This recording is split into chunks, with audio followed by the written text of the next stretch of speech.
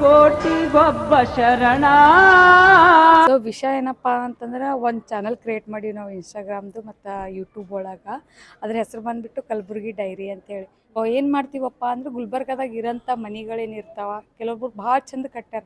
ಶ್ರೀಮಂತರೇ ಅಂತಲ್ಲ, ಬಡವ್ರು ಅಂತಲ್ಲ, ಎಲ್ರಿಗೂ ಸಮಾನಾಗಿ ಯಾವ ಮನೆ ಚಂದ ಅನ್ನಿಸ್ತದ ಆ ಮನೆಗೆ ಹೋಗಿ ನಾವು ಮನೆ ಎಲ್ಲ ಕ್ಯಾಪ್ಚರ್ ಮಾಡಿ ನಮ್ದೊಂದು ಇನ್ಸ್ಟಾಗ್ರಾಮ್ ID ಮತ್ತು ಯೂಟ್ಯೂಬ್ ಚಾನಲ್ನಾಗ ಹಾಕಕತ್ತೀವಿ.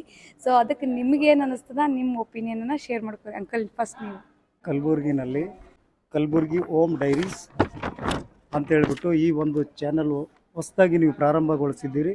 ಸೊ ಮನೆಗೆ ಹೋಗಿ ಸಂದರ್ಶನ ಮಾಡಿ ಆ ಮನೆಗಳು ಯಾವ ರೀತಿ ಸುಂದರವಾಗಿ ಕಟ್ಟಿದ್ದಾರೆ ಅನ್ನೋದಕ್ಕೋಸ್ಕರ ಇದನ್ನು ನೀವು ಕಲಬುರ್ಗಿನಲ್ಲಿ ಜನತೆಗೆ ಪ್ರದರ್ಶನ ಮಾಡ್ತಾ ಇದ್ದೀರಿ. ಸೊ ಇದರಿಂದ ನಿಮ್ಗೆ ಒಳ್ಳೆಯದಾಗಲಿ, ಪ್ರತಿಯೊಬ್ಬರು ಇದೇ ರೀತಿ ಸಪೋರ್ಟ್ ಮಾಡಲಿ ಅಂತ ನಾನು ಕೇಳ್ಕೊಳ್ತೀನಿ. ಕಲಬುರ್ಗಿ ಹೋಮ್ ಡೈರೀಸ್ ಅಂತ ಈ ಥರ ಹೊಸದು ಕಾನ್ಸೆಪ್ಟ್ ಯಾರೂ ತಂದಿದ್ದಿಲ್ಲ ಇಲ್ಲಿವರೆಗೂ. ನೀವು ಹೊಸದಾಗಿ ತರ್ತಾ ಇದ್ದೀರಿ.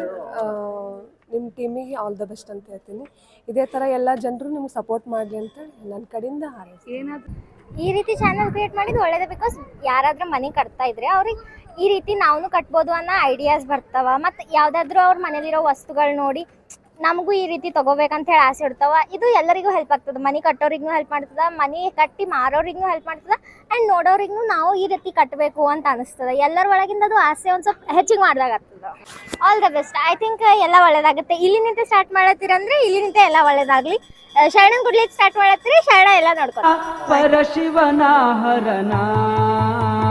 ಅದ ಹಂಗೇನಿಲ್ಲ, ಇಂಥ ಪ್ರೋಗ್ರಾಮ್ಗೂ ಬೇಕೇ ಆಗ್ಯಾವ್ರಿ. ಇವತ್ತನೆಲ್ಲ ಸೋಷಿಯಲ್ ಮೀಡಿಯಾದಾಗ ಇವು ಇದ್ದರೆ ಬೆಟ್ರು. ಇವ್ರಲಿಂದೇ ಇವೆಲ್ಲ ಸೋಷಿಯಲ್ ಮೀಡಿಯಾಗಳು ಮುಂದುವರಿಲತ್ತವ, ಅವಳು ಉತ್ತಮ ಆಗ್ಯಾವ. ನಿಮ್ಮ ಚಾನಲ್ ಬೆಳೀಲಿ ಅಂತ ಹೇಳ್ತೀನಿ. ಮತ್ತೆ thank you so much. Thank you.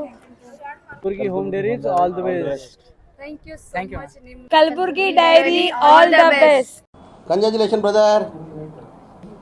ಅಬ್ಬಬ್ಬಬ್ಬ ಲ್ಯಾಟ್ರಿ.